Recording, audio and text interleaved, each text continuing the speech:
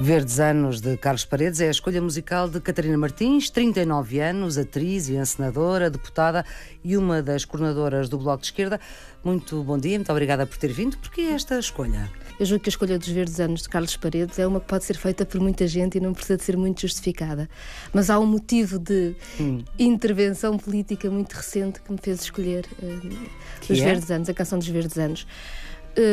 O setor de cinema fez uma passagem do que eram 100 anos de cinema nas escadarias da Assembleia da República. E no momento das imagens e daqueles sons de 100 anos, de certeza que toda a gente que estava a ver, houve um momento que se comoveu imensamente, que sentiu que muito do que era estava ali. Aconteceu-me várias vezes. Uma delas foi com a canção dos Verdes Anos do Carlos Paredes, que foi composta para um filme que estreou 10 anos antes de eu nascer. E que, porque nós somos feitos de tudo isto, a verdade é que é o que mais me toca naquele momento. É que eu estava à espera de um Tom Waits. Ouço bastante. Pois é, do lado que vi foi Tom Waits. Muito bem. Verdes Anos, a escolha de Catarina Martins. Deixa-me perguntar-lhe, valeu a pena, está a valer a pena trocar os palcos do teatro pelos palcos da política? Está. As opções... Está mais ou menos. Eu gosto muito de fazer teatro. Tenho muitas saudades do processo criativo.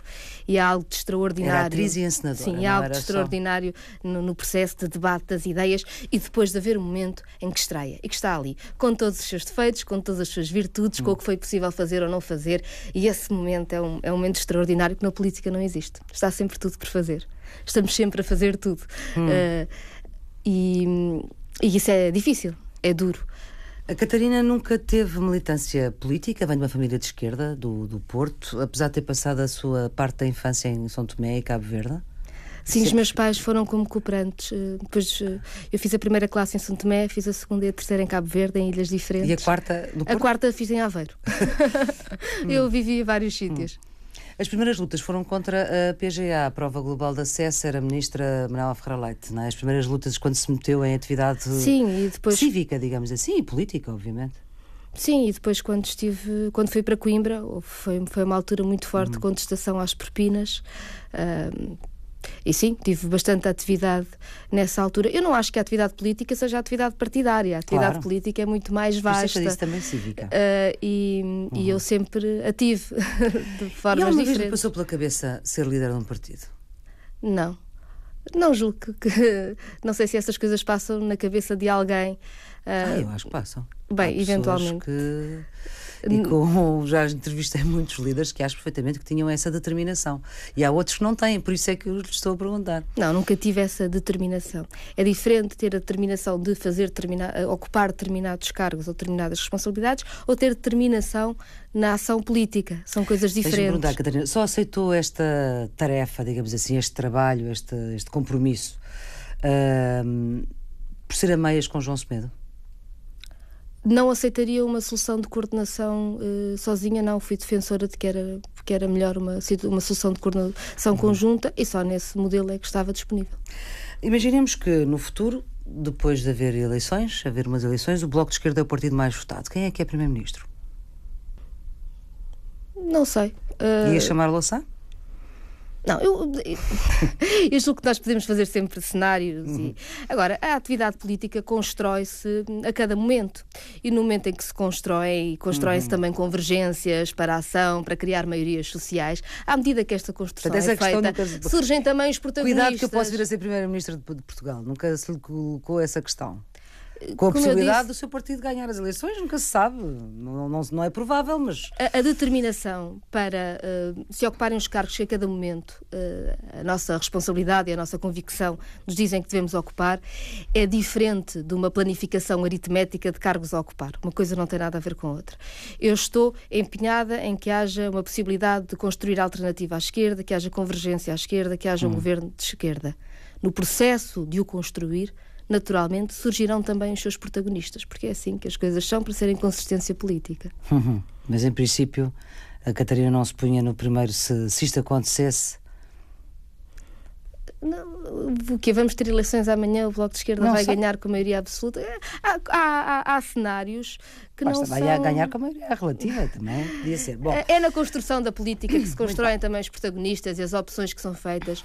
Aliás, é um cenário... Sim, queria só dizer uma coisa, personalizar demasiado a ação política tem um efeito perverso de afastar as pessoas da discussão da política concreta. E é na discussão da política concreta que se constroem soluções. Muito bem. Este cenário é pouco provável, mas o desfecho que o Bloco de Esquerda quer para a situação política atual que nós vivemos é primeiro derrubar o governo, depois eleições. Vamos por partes. Como é que se derruba este governo? Este governo derruba-se de muitas formas. É um governo que se vai derrubando porque é um governo que está afastado da sua base de apoio, que vai perdendo legitimidade com a sua ação. Este derrubo é mesmo que o governo caia, não é? Sim, que o governo caia. Pode cair de várias formas. Pode, por exemplo, o Presidente da República vetar o orçamento e com isso o governo não ter... Bem, eu não espero muito de Cavaco Silva. Acho que não temos razões para esperar, mas não esperar não quer dizer que não se lhe deva exigir que ele atue conforme o cargo que quis ter. Ou seja, Cavaco Silva quis ser Presidente da República. Um Presidente da República é garante da Constituição, é garante do funcionamento das instituições, tem um governo que é incapaz, que já disse que propõe um orçamento que vai na mesma linha de um orçamento anterior que o Tribunal Constitucional já considerou inconstitucional e que é um orçamento que o próprio Governo diz que é um orçamento que não funciona.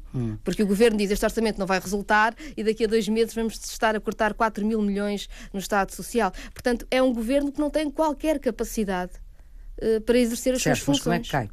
Bem, há de cair de uma combinação de fatores. Neste momento? Num momento em que se está, nunca se prevê exatamente qual é o mecanismo que vai despoltar uma mudança grande.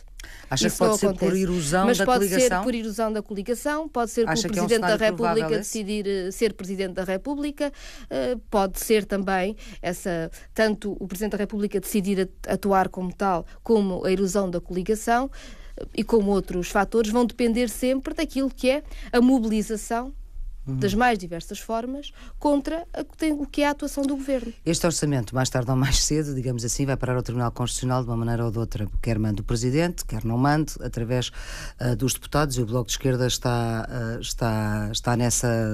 tem essa predisposição. Se houver chumbo do Tribunal Constitucional, acha que este Governo pode cair? Não tem outra alternativa? Eu acho que não tem outra alternativa. Nós não podemos ter um governo 2 anos consecutivos com orçamentos inconstitucionais. É uma completa perversão da ordem constitucional do nosso país. Isso não pode ser possível. E aí acha que o Presidente da República tem que ser obrigado a admitir o governo? Eu julgo que sim. E a convocar eleições. A possibilidade de um outro governo sem eleições não é uma possibilidade para o Bloco de Esquerda? Um outro governo sem eleições é um governo que terá os mesmos problemas de falta de legitimidade que este tem já neste momento. Ou seja, este é um governo que está há pouco tempo em funções, mas que pela sua ação ser tão distanciada do que foram as opções das pessoas que foram chamadas a votar e que lhe deram a legitimidade pelo voto, que já não tem essa legitimidade. Um governo em que as pessoas não sejam chamadas a fazer as escolhas, as opções sobre o futuro, é um governo que também não terá legitimidade, como este não tem. E, portanto, não se resolve um problema. A ideia de que as eleições são um problema ou uma crise é uma ideia falsa. As eleições são um momento de escolha, são um momento de clarificação, são um momento de legitimação das políticas e, portanto, são um momento não de crise, mas de superação da crise. Catarina, suponhamos que haveria uma maioria de esquerda, havia eleições e haveria uma maioria de esquerda. Em quase 40 anos de democracia, essa maioria de esquerda nunca permitiu que houvesse uma governação com toda a esquerda. Foi sempre o PS ou em minoria ou em maioria. Com a esquerda do Partido Socialista, de certa forma, a combater esse PS que está no governo. Isto é uma realidade, é um facto. Sim, é também um facto que o Partido Socialista decidiu em muitos momentos governar com a direita ou ter do ponto de vista concreto de políticas que vão contra o modelo de social-democracia que o próprio Partido Socialista defende. Quando se privatizam setores essenciais, por exemplo, perde-se capacidade, perde soberania popular sobre o país, sobre a economia, sobre a capacidade de intervenção. E, portanto, a esquerda no governo não é um problema de aritmética, é um problema de proposta. É preciso que a aritmética corresponda à ideia de proposta, ou seja, mas a proposta é que o Bloco de Esquerda tem para o Partido Socialista é uma proposta que inviabiliza o diálogo, porque põe logo à partida... Não? Não inviabiliza o diálogo. Como é que não se inviabiliza o diálogo quando se diz vocês têm que anular o memorando da Troika, têm que rasgar, não no sentido de rasgar as páginas, mas no sentido de rasgar com aquele compromisso que o próprio Partido Socialista assumiu? O memorando da Troika impõe ao país um rumo que é insustentável. Ou seja, as políticas de austeridade associadas às exigências da dívida nas condições em que a dívida é definida pelo memorando da Troika tornam impossível o pagamento dessa dívida. E a cada dia isso se vê. E, portanto, quando o Bloco de Esquerda há 1 ano e meio falava de renegociar, parecia uma coisa tão difícil, ninguém podia dizer a palavra renegociar, agora é algo que se ouve cada vez em mais quadrantes, não só à esquerda, mas até à direita. Portanto, a inevitabilidade da renegociação é reconhecida. Agora, se existe essa inevitabilidade de renegociação, é preciso perceber em que termos é que se pode renegociar, de modo a não se cair outra vez na mesma ratoeira, de ter uma imposição do ponto de vista das políticas que impedem o crescimento económico, que impedem o investimento e, portanto, vai chegar ao mesmo ponto, que é ao empobrecimento do país e não ser capaz de pagar dívida. Portanto, se o Partido Socialista entende chegar ao ponto de renegociar o memorando... Se quiser renegociar o memorando, não para um segundo resgate, mais ou menos nos termos do primeiro, mas para uma real alteração das condições em que nós vivemos e em que somos capazes de pagar os nossos vários compromissos. Isso significa, em grande medida, romper o memorando com a Troika. Portanto, mas se há uma renegociação com a Troika, que significa que a Troika continua a existir? Pode-se renegociar diretamente com os vários credores, investidores na dívida. E ao renegociar-se diretamente com quem...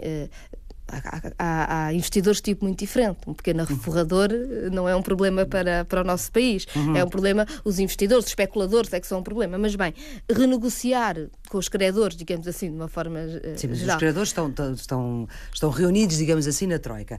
Portanto, esta ideia de renegociar com a Troika é uma ideia que pode fazer caminho se o PS estiver disponível para ela. Renegociar com os vários intervenientes da Troika. O problema é que o quadro da Troika não é um quadro só de renegociar a dívida. É um quadro de política que é imposta ao país, de política económica que é imposta ao país. São 2 quadros. E, portanto, o que é preciso é não só renegociar a dívida, mas também romper esse quadro político que é imposto ao país. Esse programa político que é imposto ao país. Quais as possibilidades ou quais as hipóteses de um diálogo bem sucedido com o Partido Socialista num futuro para esse governo da esquerda que falam? Nós temos todas a vontade que seja possível esse diálogo. O que dizemos é preciso compreender. Mas um diálogo que seja possível e que tenha o sucesso necessário. Claro. E nós queremos fazer esse diálogo e, aliás, quando apontámos a nossa ideia de governo de esquerda, apontámos 4 linhas muito gerais, com tanto espaço para serem densificadas e debatidas com toda a abertura. Mas é preciso que se assuma que os programas de austeridade em Portugal e na Europa, o problema não é um problema de grau. Ou seja, o Partido Socialista tem vindo a dizer até agora que o problema é um problema de grau, como se fosse possível uma austeridade com um grau menos grave, de grau menor, que não criasse problemas. Bem, mas quando nós privatizarmos os CTTs, privatizamos o CTT, não privatizamos o CTT em grau menor ou maior. Quando provocamos queda de salários, estamos sempre a provocar queda de salários, estamos sempre a provocar problemas às pessoas muito concretos, porque já ganham tão pouco, e um problema grande no mercado interno, da asfixia da economia. Portanto, não há aqui um problema de grau, há um problema de mudar efetivamente políticas. Há todo um outro leque de opções diferente. Temos o problema, por exemplo, do sistema fiscal que não é progressivo para todos os rendimentos, só para os do trabalho. O que quer dizer que há muitos rendimentos que não são chamados a colaborar num esforço de contas públicas e que têm de ser chamados. Portanto, fazer uma reforma do sistema fiscal. Pode-se dizer, talvez, que as pessoas que têm mais rendimentos de capital e mais propriedade seriam chamadas à austeridade. Não me choca, não é recessivo por aí além e não provoca o problema de empobrecimento da população que provoca o corte de salários e pensões. Muito bem, Catarina Martins, muito obrigada por ter vindo aqui à Antena 1.